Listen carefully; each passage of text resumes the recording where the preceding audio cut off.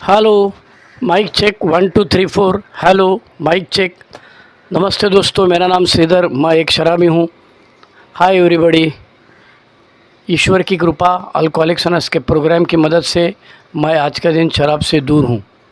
आज का विषय है 10वां कदम। आज की तारीख है 9 जुलाई 2025 बुधवार। नहीं, आज 9 जुलाई नहीं, 8 जुलाई सॉरी 8 जुलाई 2025 मंगलवार सुबह के 10 बजे है और मैं मेरे मुंबई दादर के घर में बैठकर रिकॉर्डिंग कर रहा हूँ। 10वें कदम की जो शुरुआत है वो करने से पहले 10वां कदम पढ़ लेता हूँ। हमने आत्म परीक्षण करना जारी रखा और जब हम गलत थे तुरंत कबूल किया। अब हम 12 कदमों का कार्यक्रम के बारे में जब देखते हैं, अब ये आज हम 10वें कदम के बारे में बात कर रहे हैं, तो हम 9 कदम की चर्चा कर चुके हैं। मेरे जो भी थोड़े बहुत अनुभव है वो मैं बताने की कोशिश की। अभ्यासपूर्ण तरीके से बिग बुक पढ़कर, 12/12 पढ़कर, बेस्ट ऑफ ग्रे पॉइंट पढ़कर, उसमें जो मुझे अच्छा लगा वो आपको बताने की मैंने कोशिश की है। तो 9वें कदम के बाद में उन्होंने 12 आश्वासन दिए हैं बिल डब्ल्यू साहब ने, और 12 आश्वासनों में कई सारे आश्वासन हैं जिनका हमको पीने के दौरान को आता पता ही नहीं था। बराबर है। तुम्हें शांति मिलेगी, तुम्हें लोगों से डर कम हो जाएगा और ये भगवान तुम्हारा काम करेगा, आत्म शांति हो जाएगी, ये है। बहुत सारे आश्वासन दिए, 12 आश्वासन। तो ये बिल डब्ल्यू साहब का कहना है कि 9वां कदम ख़त्म होने के बाद में बहुत कुछ कर लिया है, क्योंकि एक्शन वाले 2 जो स्टेप्स है या 2 जोड़ी है, चौथा 5वां और 8वां 9वां, इसके आगे जब आते हैं बहुत सारे लोग, आप मीटिंग में पूछिए किसी को भी और बोलो कितने लोगों ने स्पॉन्सर लिया, ज़रा हाथ ऊपर करो। हाथ ऊपर किया। कितने लोगों ने चौथा 5वां कदम किया है, हाथ ऊपर करो। आपको बहुत गिने चुने लोग हर मीटिंग में मिलेंगे। इसका कारण यही है कि बिल डब्ल्यू के भाषा में कहना है तो प्रोग्राम नहीं लेने से भी तकलीफ़ होती है और प्रोग्राम लेने के लिए भी तकलीफ़ उठानी पड़ती है। तो कौन सी तकलीफ़ अच्छी है ये हर सभासद को, सदस्य को तय करना है। लेकिन जैसे मैंने कहा कि वो एक हाथी और 7 अंधे वाली कहानी है, तो अल्कोहलिक्स अनोनिमस के पर्सपेक्टिव्स बहुत सारे। 90 साल की संस्था है, तो किसी को चौथा 5वां कदम अच्छा लगता है, किसी को 12 कदम अच्छे लगते हैं, किसी को 12 ट्रेडिशन अच्छे लगते हैं, कोई डायरेक्ट सर्विस में उतर जाता है, 3 महीने सोबर और डायरेक्ट ग्रुप का चेयरमैन हो गया। तो कोई दौड़ दौड़ के फिर वो तो करियर ही बनाता है ना अल्कोहलिक्स अनोनिमस में। वो पहले आता है, इंटर ग्रुप का चेयरमैन बनता है, फिर डेलीगेट बनता है, फिर जोनल सेक्रेटरी बनता है, फिर वो ट्रस्टी बनता है, फिर चेयरमैन क्या ईएसओ के लिए आगे चलता है। तो उसने सत्ता का मार्ग, ये गलत नहीं है। मैं ये नहीं कह रहा हूँ कि ये गलत है, वो गलत है, सिर्फ ये सही है। मैं कह रहा हूँ कि ये अनेक मार्ग अल्कोहलिक्स अनोनिमस में उपलब्ध होने की वजह से अंधे लोग जैसे हाथी के जिस अंग को स्पर्श करेंगे और कहेंगे हाथी ऐसा है, तो वैसे ही हर बंदा जो है वो अपने तरीके से अल्कोहलिक्स अनोनिमस का प्रोग्राम प्रैक्टिस करने की, अमल करने की कोशिश करता हूँ। और जो कुछ वो करता है वही उसको लगता है कि यही अल्कोहलिक्स अनोनिमस, इतनी ही अल्कोहलिक्स अनोनिमस। अल्कोहलिक्स अनोनिमस में बहुत कुछ है।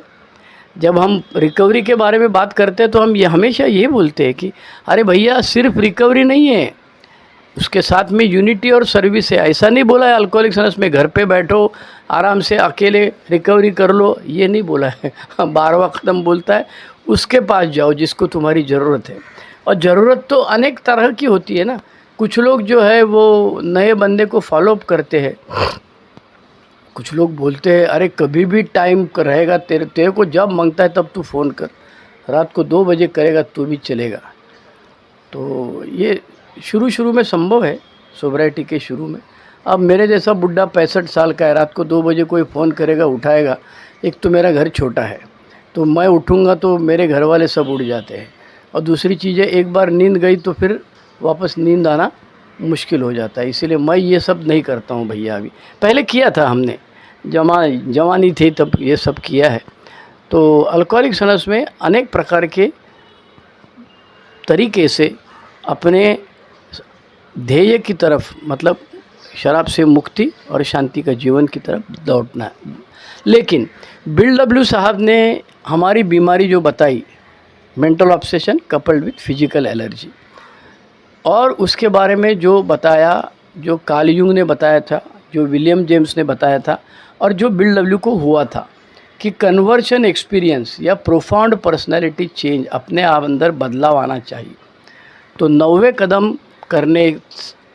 कदम तक आने से हमको बहुत कुछ समझा रहेगा अपने आप के बारे में। हम शराबी क्यों बने, कौन सी परिस्थितियाँ थी, कौन से कारण थे, ये सब हमने ढूंढ लिया। अब आ जाते हम बिग बुक की तरफ। बिग बुक में पेज नंबर 84 हिंदी लिखा है बिल डब्ल्यू साहब ने, यह विचार हमें 10वें कदम पर ले आता है, जो हमें सुझाता है कि जैसे जैसे हम आगे बढ़े, हम अपनी निजी सूची बनाना जारी रखें। काहे की सूची बनाना है? जिसको मैं तकलीफ़ दे रहा हूँ, जिसको मैं हार्म कर रहा हूँ, जिसको मैं बाधा पहुँचा रहा हूँ। तो क्षतिपूर्ति करने के लिए मुझे अभी जैसे 8वें 9वें कदम में किया, वैसे ज़िंदगी भर तैयार रहना है। आगे कहते हैं बिल डब्ल्यू साहब, जैसे ही कोई गलती हो तो तुरंत हम भूल सुधार करते हैं। मतलब ये है कि जैसे हमने घर में या दुकान में या काम धंधे पे, ऑफिस में साल में एक बार बड़ी सफाई करते हैं, तो क्या बड़ी सफाई करने के बाद रोज़ सफाई नहीं करते हैं क्या? अरे बिल्कुल करते हैं। तो एक बार सफाई करके थोड़ी चलता है, नया कचरा तो बनने वाला ही है। तो 10वां कदम कहता है कि अभी पुराना तो सब हटा लिया, या तो आज के तारीख में जितना याद आता है उतना हटा लिया, लेकिन वापस नया बनाऊंगा उसका क्या? क्योंकि मेरे अंदर कोई तो परिवर्तन, इतना परिवर्तन 100% तो नहीं हुआ कि अभी मेरे हाथ से कोई गलती नहीं होएगी। गलती तो सब आदमी है भैया, आदमी के हाथ से गलती नहीं होएगी तो क्या है? तो बिल डब्ल्यू कहते हैं जैसे ही कोई गलती हो तो तुरंत भूल सुधार करते हैं। जैसे ही हम अपने अतीत को सुधार लेते हैं, चौथा 5वां कदम, 8वां 9वां कदम, जो गलतियां हो गई उसको भैया सुधारने की कोशिश की है हमने, इस नई शैली की तरफ बढ़ते हैं। अब एक आत्मिक दुनिया में प्रवेश कर रह गए हैं। वापस आत्मिक आया, आध्यात्मिक आया, वापस बिल डब्ल्यू अपने को आध्यात्मिक का एक्सप्लेनेशन देता है। पेज नंबर 183, एक मिनट मैं देखता हूँ 183 क्या अपेंडिक्स में दिया हुआ है। यस, पेज नंबर 183, आध्यात्मिक अनुभव। इस पुस्तक में आध्यात्मिक अनुभव और आध्यात्मिक चेतना शब्दों का प्रयोग कई बार किया गया है, जिनको ध्यानपूर्वक पढ़ने के पश्चात पता चलता है कि शराबीपन से रोग मुक्ति के लिए वांछित व्यक्तित्व का बदलाव हम सब में अलग अलग रूपों में व्यक्त होता है। तो इसे कहते हैं आध्यात्मिक अनुभव। क्या कहता है भाई? कि शराब से दूर हो रहने के लिए, शराबीपन के रोग मुक्ति के लिए वांछित व्यक्तित्व का बदलाव, मतलब स्पिरिचुअल एक्सपीरियंस, स्पिरिचुअल अवेकनिंग, आध्यात्मिक जागृति, आध्यात्मिक अनुभव। तो यहाँ भी बिल डब्ल्यू ने कहा है कि आत्मिक दुनिया में प्रवेश कर रहे हैं। मतलब वो ये कह रहा है कि अभी तक जो कुछ हमने किया, जिसकी वजह से हमारे अंदर जो हैरी टाइबाउट ने कहा है एजुकेशनल वैरायटी, मतलब पहली कक्षा से दूसरी कक्षा, दूसरी कक्षा से तीसरी कक्षा, फेल हो गया तो वापस तीसरी कक्षा में, तीसरी कक्षा से चौथी कक्षा, फेल होना मतलब स्लिप होना, स्लिप होने के बाद वापस वही बोला जाता है बैक टू बेसिक्स, पहले 90 दिन कर भाई, बाद में बाकी की चीज़ देखते हैं। तो बिल डब्ल्यू यहाँ कहता है कि 90वें कदम के बाद 10वें कदम आने के बाद में हमें लगता है कि हमारा अगला काम समझदारी और प्रभावशीलता से विकास करना है। बराबर है? अब जो कुछ हमारी आध्यात्मिक स्थिति है उसका विकास करना है। यह कार्य एक दिन में पूरा होने वाला नहीं है। यह सारी ज़िंदगी चलता रहना चाहिए। इसका मतलब मेरा 10वां कदम हो गया। 35 साल पहले मैं, अब जब अल्कोहलिक्स एनोनिमस में आया तो मैं चौथा, पाँचवा, छठा, सत्ता, आठवां, नौवां, 10वां ले लिया तो मेरी कहानी ख़त्म। अब मेरे को 10वां कदम लेने की ज़रूरत नहीं, ऐसा नहीं है। बराबर है। तो ये ज़िंदगी भर चलने वाली कहानी है। तो बिल डब्ल्यू साहब कह रहे हैं पेज नंबर 84 पे पैराग्राफ नंबर 3 पर लाइन नंबर 7। एक मिनट ना भाई, ज़रा इंटरवल लेता हूँ मैं। हेलो, माइक चेक, आवाज़ आ रही है ना भाई? हाँ, तो मैं ये 10वें कदम के बारे में बिल डब्ल्यू साहब हमको बता रहे हैं कि यह सारी ज़िंदगी चलता रहना चाहिए। स्वार्थीपन, बेईमानी, रोष और भय पर लगातार नज़र रखनी चाहिए। हमको मालूम है हमारी समस्या कहाँ से शुरू होती है। स्वार्थीपन से, बेईमानी से, रोष से, मतलब रिजेंटमेंट, एंगर जो भी है, और डर से। तो यही चीज़ें हमको बार बार जो बिल डब्ल्यू ने साहब ने चौथे कदम में हमारे पास से करवा के लिया है, इसी से हमको ध्यान रखना चाहिए। हम इन कमज़ोरियों के बारे में किसी व्यक्ति से बात करते हैं, जब भी होएगा तो किसी व्यक्ति से बात करते हैं, मेंटोर से बात करते हैं। अगर ऑफिस में रहेंगे, घर में रह गए, कोई बुज़ुर्ग आदमी है या धर्म का बंदा है, उससे साथ बात कर, या तो अपना अल्कोहलिक्स एनोनिमस का मेंबर है ही, अल्कोहलिक्स एनोनिमस का स्पॉन्सर है ही। और ओपन मीटिंग तो रोज़ ही करते हैं हम लोग, जब भी करेंगे तब मेरे हाथ से क्या गलती हुई। अक्सर हम अल्कोहलिक्स एनोनिमस की शेयरिंग में बड़ी बड़ी बातें कहते हैं, अब मैं सुधर गया, अब मैं ऐसा हो गया, वैसा हो गया। या तो फिर हम सिर्फ शराब के बारे में बात करते, इधर गिरा उधर गिरा, ढेंटडेंट टेंटडेंट, फिर मैं ए में आया और मेरी शराब बंद होगी, अभी मेरे को इतने इतने साल हो गए, बीच में की स्टोरी उसकी गायब हो जाती है। तो ऐसा नहीं करना है। 10वां कदम हमको कबूल करना है। तो बिल डब्ल्यू कहते हैं कि अगर 10वां कदम मैं लेते रहूँगा तो मेरा क्या फ़ायदा होने वाला है भाई। तो आगे कहते हैं अगले परिच्छेद में, इस प्रकार हमने किसी भी चीज़ या किसी से भी, यहाँ तक कि शराब से भी लड़ना बंद कर दिया। संघर्ष बंद, मारामारी, इसको देख लूँगा तो इसको ठोकूँगा, अपना भी टाइम आएगा, हर कुत्ते के 3 होते हैं, मेरे रेंज में तुम आ जाओ। यही मेरी फ़िलॉसफी हुई है, मेंटालिटी हुई है, सोचने का तरीका हुआ। चाहे मैं घर में हो, चाहे मैं ऑफिस में हो, चाहे मैं रास्ते पे हूँ, मेरा सोचने का तरीका यही हो गया है। तो अल्कोहलिक्स एनोनिमस में बिल डब्ल्यू साहब ने हमको बताया कि अब इससे उभर कर हम आगे आए हैं, लेकिन ये जो दुर्भावनाएं है ये अपना सर तो ऊपर उठाने वाली ही है।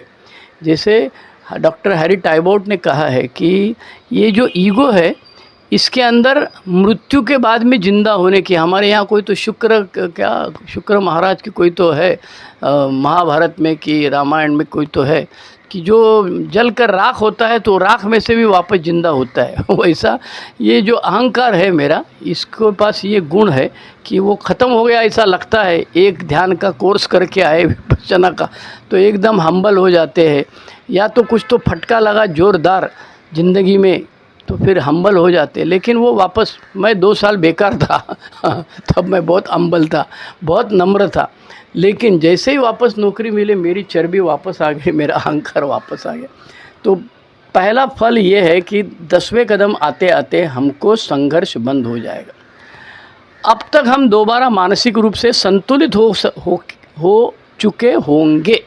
मतलब 10वें कदम के बाद में बिल डब्ल्यू साहब हमको बोलते हैं कि अरे भैया, तुमको समझ में नहीं आ रहा है, तुम मानसिक रूप से संतुलित हो गए करके, लेकिन तेरे इर्द गिर्द लोगों को अब समझ में आने लगा है कि जैसे पहले का तरीका था इसका रिएक्शन करने का, वैसा अभी ख़त्म नहीं हुआ। पहले दिन में 10 बार आता था, अब 10 दिन में 1 बार आता है। हो सकता है कि उसका पैटर्न, उसका तरीका वही है, जब भी चिल्लाता है, जब भी अपने अनचाहे हो जाए, मन चाहे नहीं हुआ तो ज़ोर से चिल्लाएगा, गाली देगा, खूब ये करेगा वो करेगा। ये जो अपना प्रतिक्रिया करने का तरीका जो है, जो चौथे कदम में हमने एक प्रश्न में लिखा था, वो तरीका, उसका इंटेंसिटी कम होता है, ज़्यादा होता है, उतना ही होता है। It all depends on our spiritual condition. मतलब सुबह कैसा मूड बन रहा है भाई, क्या यार सुबह सुबह दिमाग ख़राब कर दिया, तो किसी को बोलो गुड मॉर्निंग अंकल, क्या what is there in good morning बोलता है, तो फिर अपना ही दिमाग ख़राब होता है।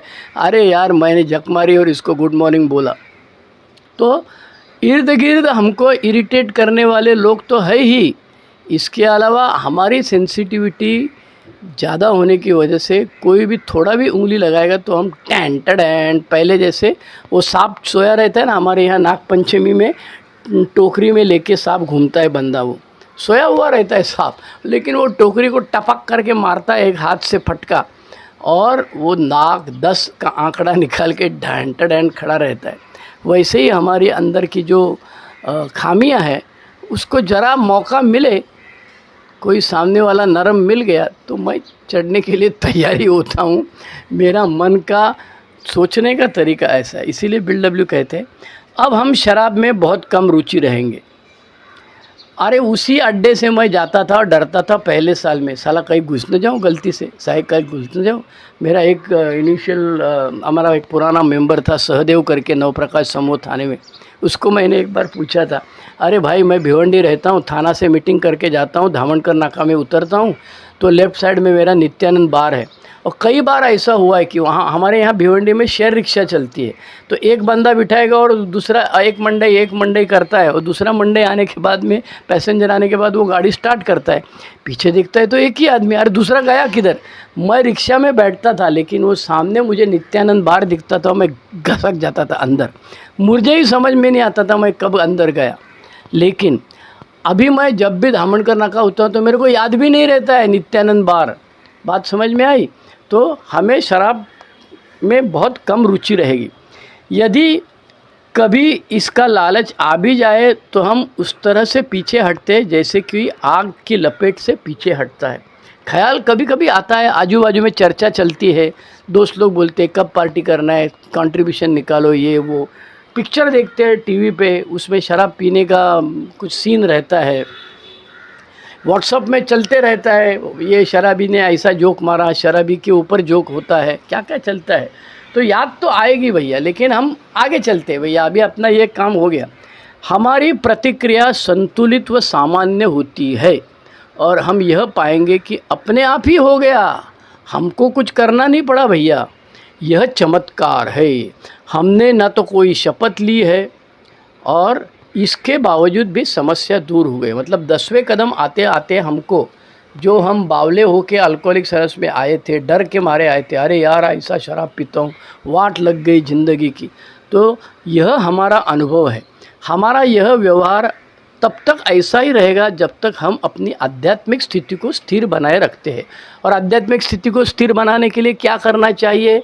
जो कुछ करना चाहिए वो तो हमने पहला, दूसरा, तीसरा कदम मेंटल लेवल पे लिया, मानसिक लेवल पे लिया, चौथे पाँचवें में लिखा पढ़ी की, छठे सातवें में वापस अपने आप के साथ सोचा क्या करना है, 8वें 9वें में एक्शन था, और अब हम आ गए 10वें कदम में। 9वें के बाद में 12 आश्वासन दिए हैं।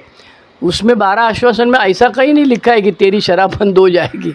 शराब बंद होना ये पहले कदम से ही शुरू होता है, उसके बाद में तू 10वें कदम तक आएगा। इसीलिए ये स्लो प्रोसेस है और ज़रूरी नहीं कि 1 से 10 तक लाइन से ही करना चाहिए, जैसे तुम्हारी मर्ज़ी। जैसे स्पॉन्सर बोलता है साथ में रहो और करते रहो, बस पहुंच जाएंगे, जब तक कि हम अपनी आध्यात्मिक स्थिति को स्थिर बनाए रखते हैं। और बिल डब्ल्यू एक झापड़ भी मारता है। क्या झापड़ मारता है? अब यहाँ तक पहुँचने के बाद ऐसा लगता है अभी सब ख़त्म हो गया, ज़िंदगी की सब प्रॉब्लम्स ख़त्म, अब मैं जैसे मुझे चाहिए वैसे ज़िंदगी जी सकता हूँ। जो मेरा सपना था ना कि एक दिन ऐसा आएगा कि मेरी शराब बंद हो जाएगी और मैं जैसे मुझे चाहिए वैसे ज़िंदगी जीऊँगा। तो बिल डब्ल्यू कहता है आगे, page number 85, paragraph number 2, line number 4, हम शराबीपन की बीमारी से ठीक नहीं हुए हैं। हमें जो राहत मिली है वह केवल एक दिन के लिए है, जो हमारी आध्यात्मिक अवस्था बनाए रखने पर निर्भर करती है। मतलब मैं जाके नए सिरे से कुछ कांड करूँगा तो कल की पुण्याई, कल का जो मेरा बैलेंस पुण्य था वो आज काम नहीं आने वाला है। आज का नया, आज खाओ, आज खुजाओ, बत्ती बुझाओ, ये वाला हिसाब है। आज कमाओ, आज खाओ, ओके, रोज़ का धंधा ऐसा करना है। तो हमें डॉक्टर बाप को पूछा गया था कि क्या आप आगे चल के शराब पी सकते हैं? तो उन्होंने कहा देखो कल तक मैंने अच्छी तरह से कार्यक्रम किया था, इसीलिए कल तक मैं पिया नहीं था। अगर मैं आज भी उसी तरह से प्रोग्राम लूँगा तो मैं आज भी नहीं पीऊँगा, और आज करते तक मैं मरते दम तक शराब से दूर रह सकता हूँ। इसीलिए हमको प्रार्थना करना है, हे ईश्वर, मैं किस प्रकार आपकी सबसे उत्तम सेवा कर सकता हूँ, मेरी नहीं आपकी मर्जी हो, thy will be done not mine. मेरी, अरे यार मेरी इच्छा से तो यहाँ तक आया ना, मैं ज़िंदगी भर शराब पिया क्या लगा। अच्छा, आज हम सोचते हैं कि सिर्फ शराब ने मेरा नुकसान नहीं किया है भैया, ये मेरी जो खामियां थी बचपन से थी उनको ये शराब ने और बढ़ावा दिया। तो शराब पीने से शराबी बनना ऐसा नहीं है। मेरा बर्ताव से आजू बाजू के लोगों को लगता ही था कि ये कुछ तो आड़ा टेढ़ा बनने वाला है, शराब मिलेगी तो शराब। अरे मैं भगवान का शुक्र मानता हूँ, मैं भिवंडी में था, चरस गांजा जितना चाहिए तो उतना अवेलेबल होता था, अभी भी होता है, सब जगह होता है। अभी तो क्या भिवंडी क्या, सब जगह होता है। शुक्र है भगवान का कि मुझे कोई मिला नहीं, उसकी लत नहीं लगाई। शुक्र है भगवान को, हमारे यहाँ भाई लोग सब चलते हैं, हिंदू मुस्लिम चलता है, क्या क्या चलते रहता है। किसी ने मेरे हाथ में अगर देसी कट्टा बंदूक रेखी होती और बोलता था इसको ठोक दे, 50,000 रुपया देता हूँ, पैसा कम है ना शराब पीने के लिए, ठोक दे इसको साला, तो मैं ठोकता था। आज ईश्वर का आभार मानता हूँ कि भैया मेरी मर्ज़ी से चल के मैंने वही वाट लगाई, अब तेरी मर्ज़ी भैया। तो ईश्वर जो सर्वशक्तिमान है और सर्वज्ञाता है, अब तक हम हायर पावर से ईश्वर को थोड़ा थोड़ा स्वीकारने को तैयार, कितना स्वीकारने को तैयार, जितनी मेरी ज़रूरत है उतना मैं ईश्वर। जो नास्तिक है, जो अज्ञेयवादी है, जो बोलता है कि दुनिया कहीं से पैदा हुई है और कहीं भी चल रही है, उसका कोई नियम नहीं है, उसका कोई त्राता नहीं, उसको कोई बनाने वाला नहीं, उसको कोई हिलाने वाला नहीं है, तो उसको अभी तक ईश्वर की तरफ आहिस्ता आहिस्ता थोड़ा थोड़ा क्यों ना हो, सबके लिए भैया भगवान ईश्वर BLW ने दरवाज़ा खुला रखा है। किसी हद तक हम ईश्वर के प्रति सुचेत हो चुके हैं। हमने महत्वपूर्ण छठी इंद्रिय का विकसित करना शुरू कर दिया। छठी इंद्रिय समझते हैं ना भैया, कि जो हमारे पंचेंद्रिय कहा जाता है, 5 इंद्रिय है, और छठा इंद्रिय इंट्यूशन बोलता है कि हमको इंट्यूशन से समझ में आता है कि श्रीधर भाई इधर मत जाना, ये डेंजरस है।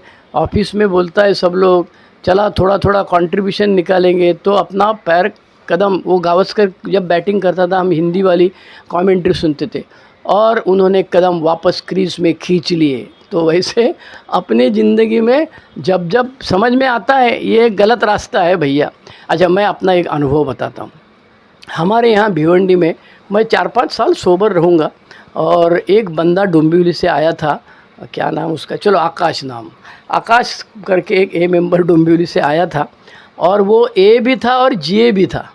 GA मतलब गैम्बलर्स एनोनिमस, जिसका जो ये है क्या बोलते हैं, जुआ वगैरह, उसका टाइप जो है वो ए में आके बंद नहीं होता है, उसके लिए अलग से संस्था गैम्बलर्स एनोनिमस है। आपको चाहिए उसकी जानकारी तो इंटरनेट पे जाइए, ढूंढ के लिए, उसके भी अलग सवाल है। अपना ही प्रोग्राम है, जैसा अल्कोहलिक संस का प्रोग्राम है, उसी टाइप के 42 एनोनिमस संस्था जो दुनिया में उपलब्ध है। AA है, अभी निकाह आपने सुना रहेगा, नारकोटिक्स एनोनिमस है, निकोटीन एनोनिमस है, ओवर ईटर्स एनोनिमस है, ओवर सेक्स एनोनिमस है, बहुत सारे हैं।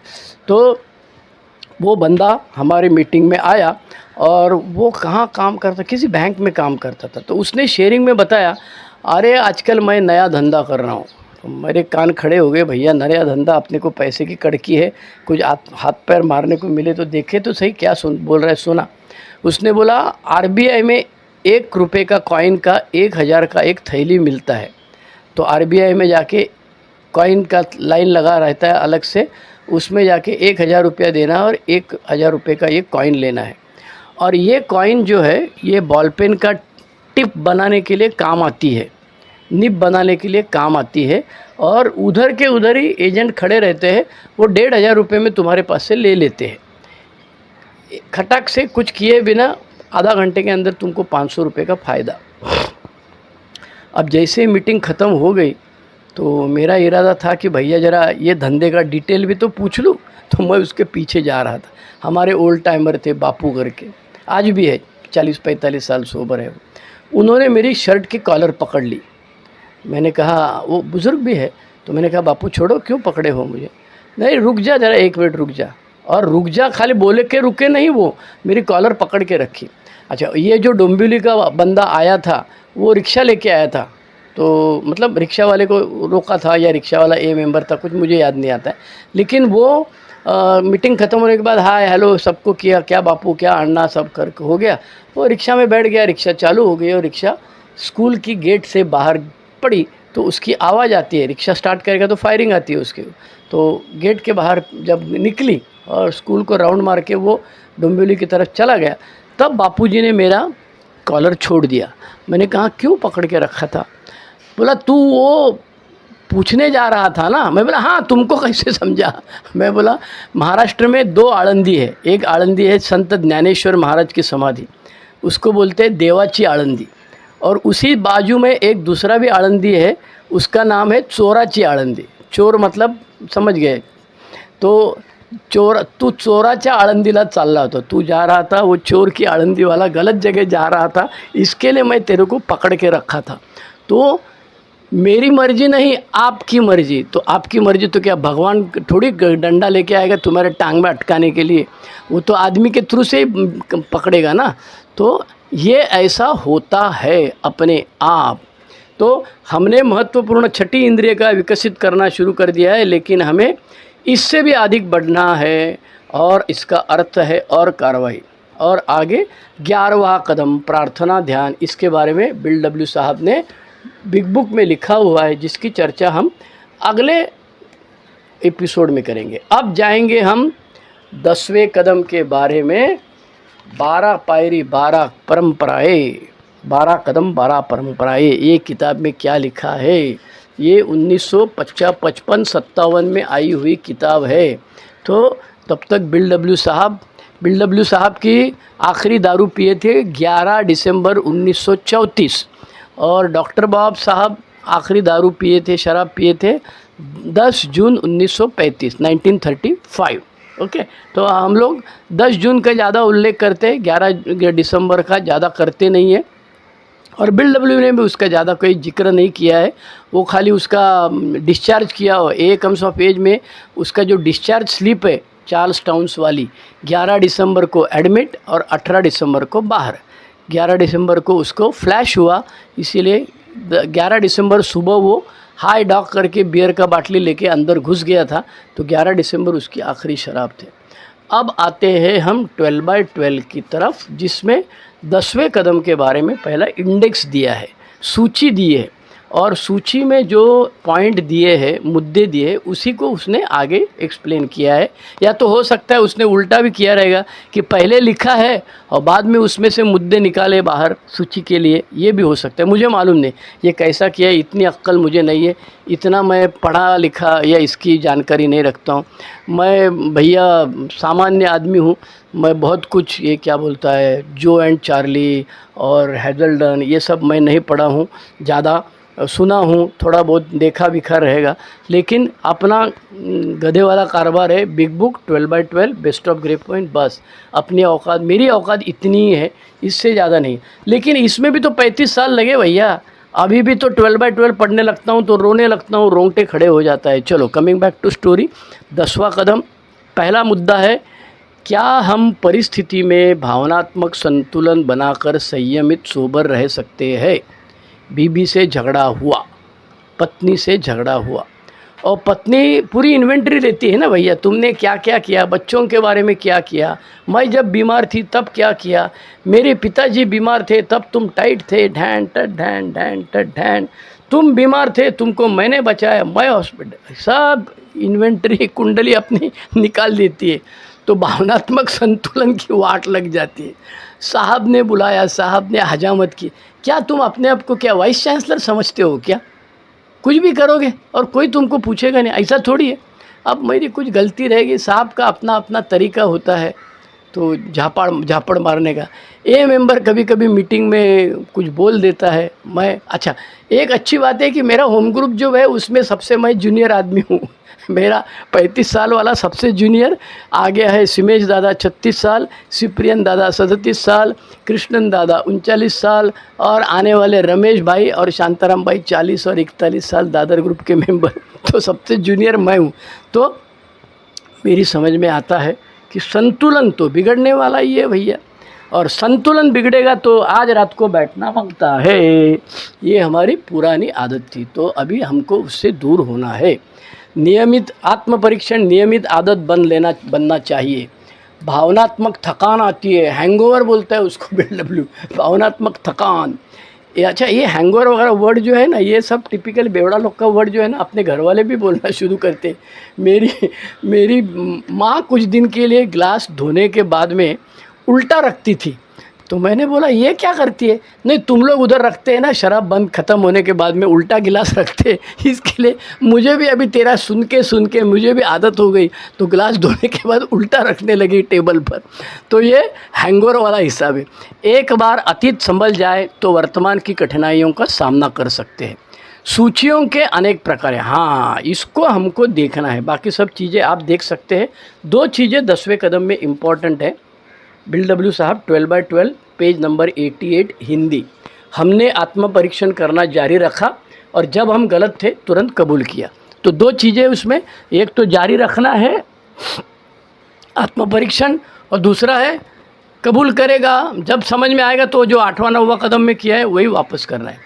क्या हम सब परिस्थितियों में संयमित सोबर रह सकते हैं, भावनात्मक संतुलन बना के रख सकते हैं और अच्छे उद्देश्यों के साथ भी जी सकते हैं? तो इसका इलाज BLW ने पेज नंबर 88 पैराग्राफ नंबर 2, हर समय हर जगह आत्म परीक्षण और स्वयं की आलोचना करने का अभ्यास करते हैं। अब आलोचना करना है वो अपने खुद की करना है, ज़िंदगी की भी नहीं। राहुल गांधी को अक्ल नहीं, नरेंद्र मोदी को अक्ल नहीं, सचिन तेंदुलकर अक्ल नहीं, सुनील गाव, अरे आउटसाइड ऑफ स्टंप क्यों बैट डालता है यार? 3 स्लिप लगाया है, वेस्ट इंडीज़ का फास्ट बॉलर है, आउटसाइड तो ऑफ स्टंप डालेगा, क्यों बैट डालता है? तीसरा स्लिप में कैच गया, ऐसा हुआ वैसा हुआ। ये तो हमने आलोचना ज़िंदगी भर अड्डे पे बैठ पे भी की, जॉइंट पे बैठ के, और अभी भी हम ए में आके वही करने वाले हैं क्या? तो कहता है BLW साहब, जब तक आत्म परीक्षण करना एक नियमित आदत नहीं बन जाती। अच्छा, ये आदत बनती है, छूटती है, फिर पकड़नी पड़ती है, फिर छूटती है, तो ये धूप छाँव वाला खेल ज़िंदगी भर चालू रखता है। लगता है हा अच्छी ज़िंदगी चल रही है, और अचानक एक पत्थर कोई तो बीच में बड़ा खड़ा कर देता है, सब खत्म हो जाता है। जब एक शराबी को ज़बरदस्त हैंगओवर होता है क्योंकि कल उसने बहुत ज़्यादा पी थी, आज वह सही ढंग से नहीं जी पाएगा। ऐसे ही हैंगओवर का अनुभव हम सब करते हैं, चाहे शराब पी रहे हो या नहीं पी रहे। वह है भावनात्मक हैंगओवर, मतलब आहा सब अच्छा चल रहा है, सब गुलाबी गुलाबी, अब कांटे भूल जाओ, सुख के दिन आयो रे भैया दुख के दिन गए रे भाई। तो ऐसा नहीं होता है। हमको BLW साहब ने कहा है कि ज़िंदगी में उतार चढ़ाव आने वाला ही है, और क्या करना है, कौन सी नकारात्मक भावनाएं हमको ध्यान रखना है भैया? क्रोध, भय, ईर्ष्या। अगर हमें आज और कल शांति में जीना है तो हमें निश्चय ही हैंगओवर को मिटाना चाहिए। तो कसौटियाँ कैसी भी आए हम उनका सामना कर पाएंगे। अब BLW साहब ने बताया है कि इन्वेंट्री 10वें कदम की जो स्पॉट इन्वेंट्री है, जिसको स्पॉट चेक इन्वेंट्री कहा गया है BLW, ऐसे 4 टाइप की दी है इन्वेंट्री। पहले में कहते हैं BLW साहब, मैं हूँ पेज नंबर 89 परिच्छेद नंबर 2, भले ही सैद्धांतिक रूप से सारी सूचियाँ एक जैसी है, लेकिन समय के अनुसार इसमें फ़र्क होता है। एक है लगे हाथ परीक्षण करना, जो हम दिन में कभी भी कर सकते हैं जब कभी हम अपने आप को उलझन में पाते हैं। स्पॉट चेक इन्वेंट्री, अरे मैं प्रोफेसर था, यूनिवर्सिटी में काम करता था, जब भी मेरे को प्यून आके बोलता था हेड ऑफ़ द डिपार्टमेंट ने बुलाया है, या तो VC का ऑफिस में से बुलावा आया है, रजिस्ट्रार का ऑफिस में से बुलावा आया, अरे तुरंत मेरी धड़कन बढ़ने लगती थी। अच्छा, मैंने कुछ गलत काम किया होता था ऐसा नहीं है, लेकिन बुलावा आया, मतलब मेरी पत्नी भी जब कहती है, माँ कहती थी, पत्नी कहती थी, बेटी कहती है अभी भी, ज़रा बैठो भैया तुम साथ बात करना है, तो मेरे हार्ट बीट पल्स मेरी तुरंत बढ़ जाती है। अब लगता है अपना हजामत होने वाला है। तो ये डर आज भी है। हमने चाहे कुछ किया है नहीं किया है, तो स्पॉट इन्वेंट्री किया है। बिल डब्ल्यू साहब कहते हैं स्पॉट चेक इन्वेंट्री। तुरंत ज़रा बैठ जाओ शांति से, सांस के ऊपर ध्यान दो, आंख बंद करो, प्रार्थना बोलो, टुकन निकालो, कुछ भी करो जिससे तुमको शांति मिले। Think think think. अरे भैया टेंशन मत लेना भाई, जो होएगा सो देखा जाएगा। दूसरा है, एक और परीक्षण है जो हम दिन के अंत में करते हैं, मतलब ज़्यादा करके रात को सोते समय आज मैंने क्या किया, कहाँ गया था, किसी को मैं दुखाया था क्या, उसको फ़ोन करना चाहिए क्या, उसको सॉरी बोलना चाहिए क्या। हम बीते हुए समय की घटनाओं का जांच करते हैं। इस परीक्षण से लेखा जोखा करते हैं, जहाँ हमने जो सही किया उसे जमा में डालते हैं और जो गलत किया उसे खर्चे में डालते हैं। बराबर। क्रेडिट और डेबिट, बैंक का पासबुक सबको मालूम है, हमको और बताने की ज़रूरत नहीं। और हमारे पास क्रेडिट करने के लिए बहुत कम होता है, किसी को हेल्प किया वगैरह वगैरह, लेकिन ज़्यादा डेबिट में ही होता है। तीसरा प्रकार दिया है, फिर उस समय का परीक्षण है जब हम अकेले में या अपने स्पॉन्सर या आध्यात्मिक सलाहकार के साथ अपनी प्रगति को पहले के मुकाबले में ध्यानपूर्वक जांचते हैं। अब ये आदत का सवाल है, ये मुझे आदत हो गई। अभी मेरा 5वां स्पॉन्सर है। अभी मैं 2 दिन पहले 15 दिन से मैं स्पॉन्सर के पीछे पड़ा हूँ। ये मीटिंग के बाद आएगा क्या, वो मीटिंग के बाद आएगा। वो बंदा बिज़ी था, वो रेलवे में नौकरी करता है और बड़ी पोस्ट पे है, तो उसको फ़ोन उठाने को भी फुर्सत नहीं रहती है।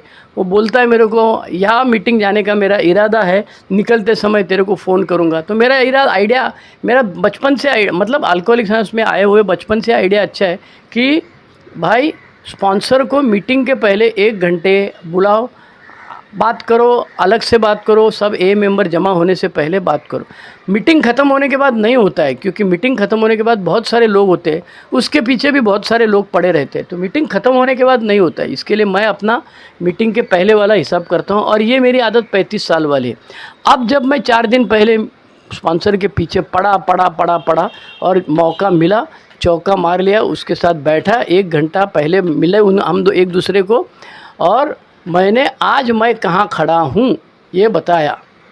और उसको वो हमेशा तुरंत कुछ नहीं बोलता है। सब स्पॉन्सर मेरे तुरंत कुछ पूछते बीछते नहीं है। वो 2 दिन के बाद में, 4 दिन के बाद, अरे तू ऐसा बोला था तो उसके बारे में तेरा क्या ख्याल है, तेरा क्यों ऐसा कर रहा है तू, ये सब बाद में पूछ लेते हैं।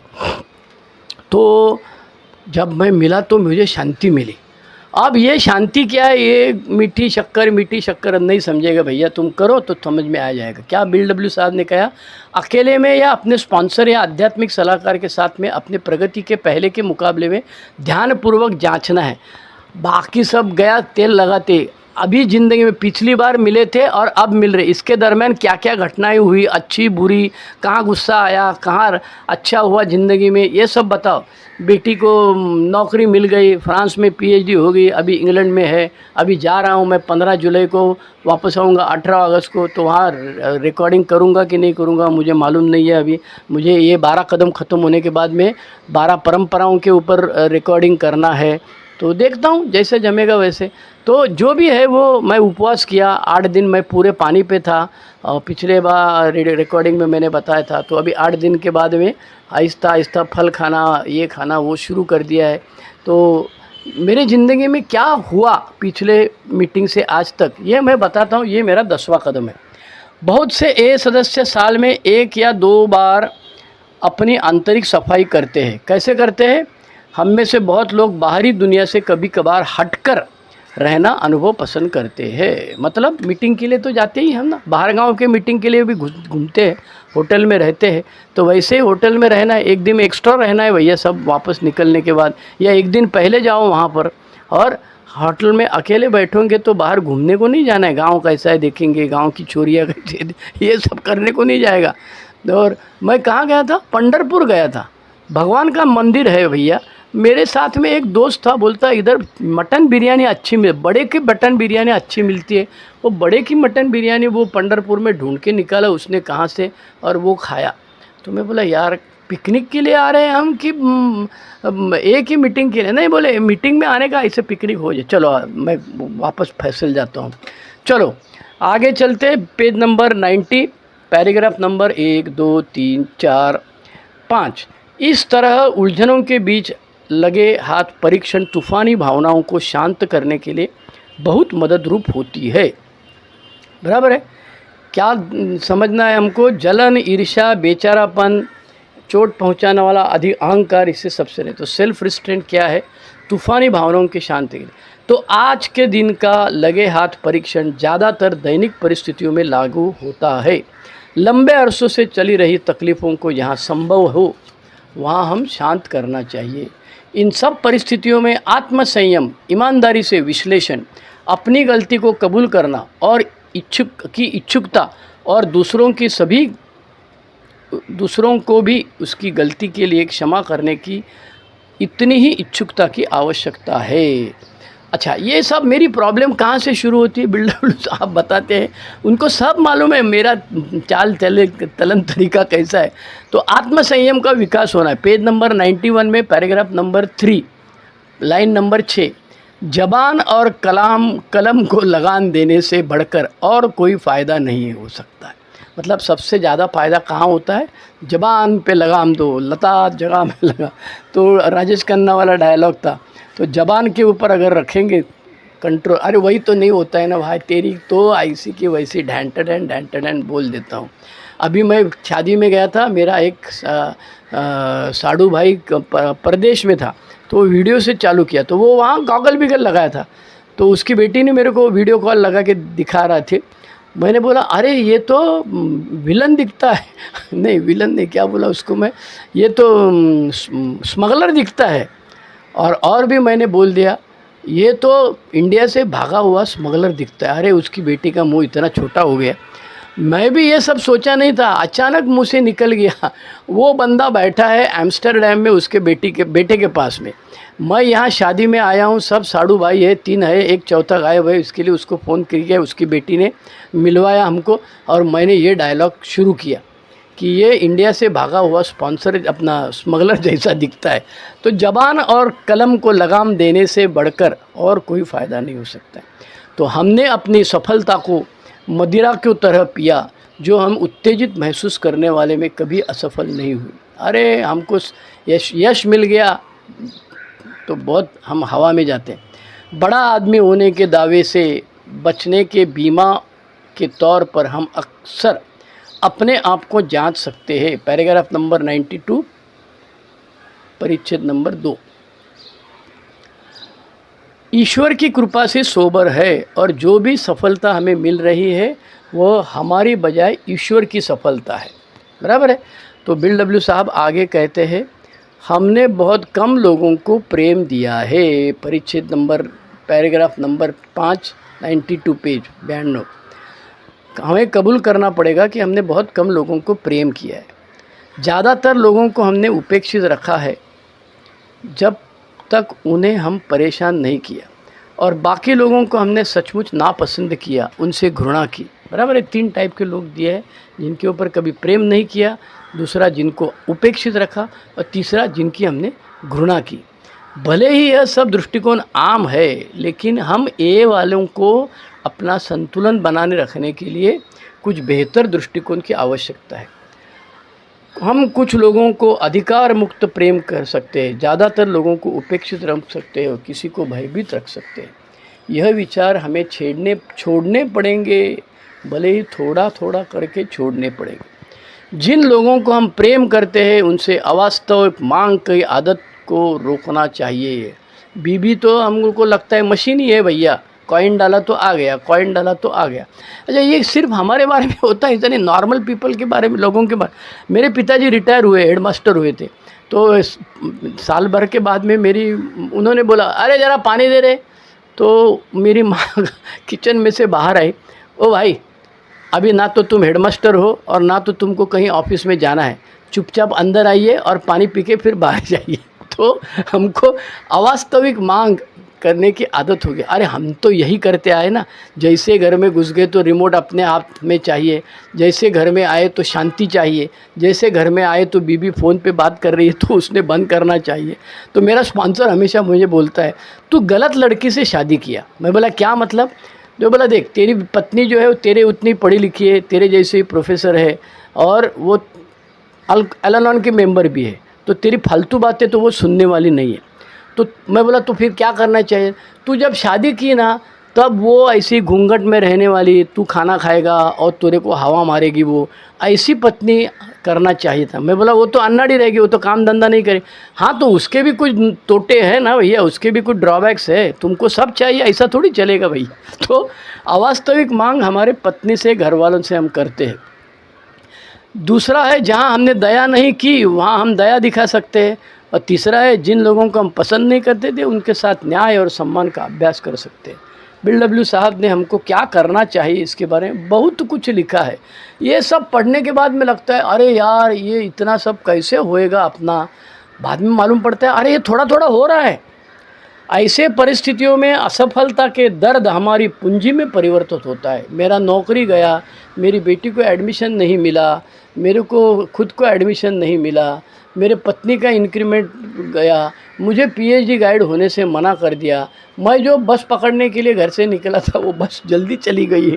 कितने प्रकार के दर्द है हमको, तो इन दर्दों में से आगे बढ़ने का प्रोत्साहन मिलता है।